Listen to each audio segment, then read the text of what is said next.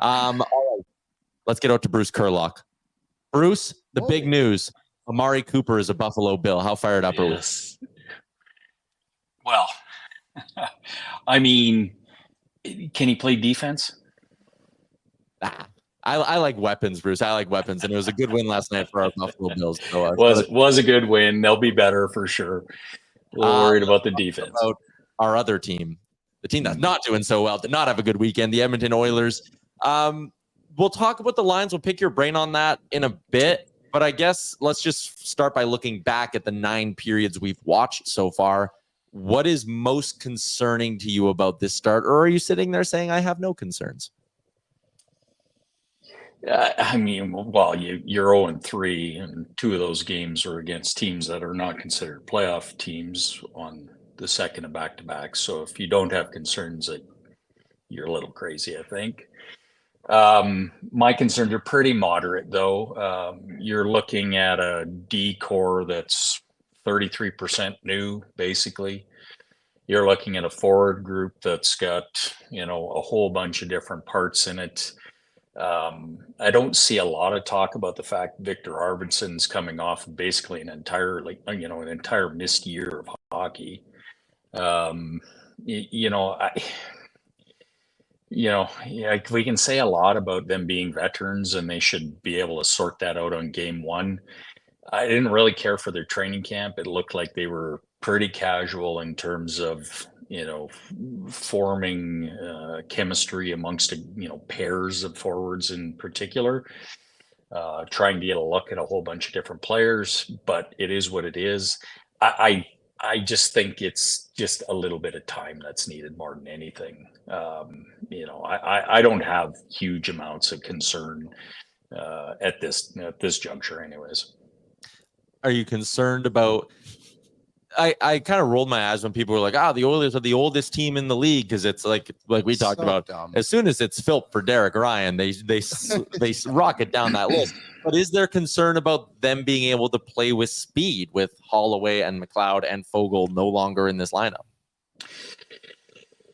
I mean, I don't think they're a markedly slower team than they were last year. They're slower for sure, but that doesn't, being overall foot speed slow and playing slow are 2 different things, right? Foot speed slow, they're slower, but Warren Fogle would have been a great example. He's a fantastic guy, feet wise, but he could get the puck and do 3 dumb things with it before he got to the offensive blue line, and it was coming back the other way. And Dylan Holloway was the same, right? So, you can be fast, but if you don't play fast, successfly, then I'm not sure it matters. It's an old team for sure. Again, I harped on this last year. This is not a rush chance team. Sometimes I think they get convinced that they are a rush chance team. And what you saw in the playoffs last year is they recognize their identity, which is they're a fantastic, call it half court team, cycle team. When they get back to that style of play, which that hasn't happened very much this year because they've been behind like all of the time. When they get back to that style of play, they'll be fine. We've been very negative on the show. Yes. Right. Jay, we have been negative. We are a team, Jay. We collectively, just like Derek Ryan and Corey Perry, affect the age index. Don't bring my positivity down with your negativity. On average, we've been a little more negative than positive. I love it. So, with that said, is there something which might be difficult for you to answer that you've seen through 3 games that you're like, okay, that was actually good, and I'm excited to see how this continues? Well, yeah, I mean, no, not really. I mean, you haven't seen it. I mean, part of the issue is that they just haven't had the lead yet, right? And so, again, this is a team that, if they score the first goal, they get out to a lead, teams are required to change how they play, they're incredibly dangerous, right? So to me, it's, what have I seen that's positive? I mean, I'm the same as everybody else. It hasn't been good enough. That said, I just don't know that there's, a lot to overreact about at the moment, other than the fact that it's a team that's a really, really, really good cycle team, and they seem to forget that all the time. For spurts, especially when they're behind in games or if they're going through slumps. And once they get back to that, once they understand what their true mentality is as a team, they'll be fine. So, I can't offer you a lot of positives on the first 3 games. I just know they're coming. I mean, you're not going to shoot 3% for the rest of the year either, I might add. Yeah, and again, we went through a little bit of this last year where it was like, okay, the goaltending should get better at some point. It can't possibly be that bad. And the shooting percentage has to go up. It can't possibly be that bad. With all of that being said, Chris Knobloch feels the need to make some, call them wholesale changes to this lineup. Let's start with the forward group. Are you generally a fan of game 4 of the year going McDavid and Draisaitl together, or do you think this maybe weakens the rest of the group? So, I mean, the general strategy of having McDavid and Draisaitl on the ice as much as you can is the way to go.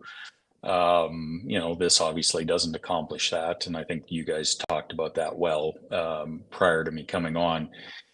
That said, this is an opportunity to get these 2 guys going, and I think that is important. And along with Hyman, who struggled as well, against a team that really can't dress 2 lines that have effective offense against them. So that should free up the rest of the group. RNH at center on the second line, against most teams that's troublesome. I think against Philly tonight, and apparently it sounds like they've got some injuries, I think it's fine.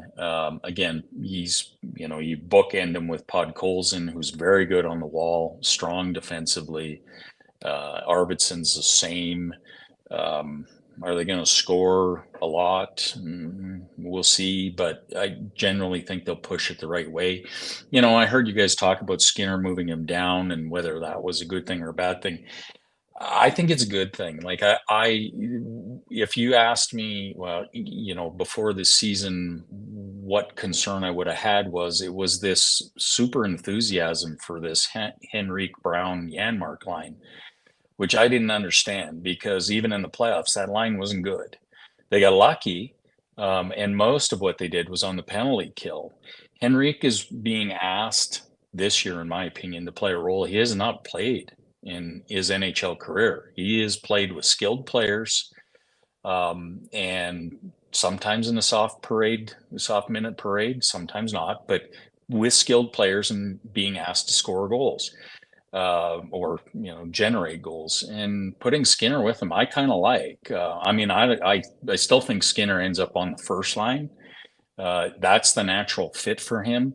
He's the very definition of a perimeter player, and don't take that as an offense. It just means that he's not the one that's going to drive the play, but you get it to him in a spot in the offensive zone, he can make plays. You get it to him in the spot in the neutral zone, he can make plays. He's just not the guy who's going to go get the puck and make the plays. So I'm okay with that. The fourth line is just the fourth line. It's fine. Defense, Nurse, Stetcher. I still think Emberson's going to end up there. I still wonder a little bit about whether Darnell Nurse is hurt or still hurt. That's a guy we can get into a lot of discussion on Nurse. But look, he exits the zone skating with the puck really well. He hasn't done that at all this year. He is the first thing you watch every one of these games. His first instinct, pass the puck to somebody else. Something going on there. I don't think he's right. We talked about how important it was for him to be on his game to start the year, and you do make a good point. If there's something bugging him lower body wise, and that's why he's not transporting it with his feet. it's when he's at his best is when he's making plays. So yeah, we'll see if maybe being with Troy Stetcher brings something out of him. Maybe it's just one of those things we're going to look back a month from now and be like, yeah, okay, Darnell was definitely banged up, but plenty of things that need to be better tonight against the Philadelphia Flyers. Give me your best guess, Bruce. Do we see a good effort from the Oilers this evening, or are we going to be doing a show tomorrow talking about 0-4? No, I think it's like 7-2. I think they break out. I mean, again, I think they break out, and again, I look at the last game, right? If that second goal goes in, it counts. I guess it went in, counts. I'm not sure that game's close at that point. They had the same thing in the game against Chicago. They could have, if they can just get out in front. I think they'll play a little bit more their style. B, get a couple of guys on the board, and then I think confidence, will just come with it. And I think it's probably. Obviously I've jinxed it now, but it's probably the best matchup they could get for a team that's 0-3 and really needs some confidence building play. To quote Mark Grace, they're a slump buster. Yeah, exactly. Let's hope that is the case. Bruce, as always, man, appreciate your time. Okay, guys, take care. What's up, Nation citizens? If you like that video, then you need to be subscribed to the Oilers Nation YouTube. Podcasts, live shows, exclusive interviews, and analysis. Everything you need from your favorite voices at Oilers Nation. And you don't want to miss any of it, so hammer that subscribe button.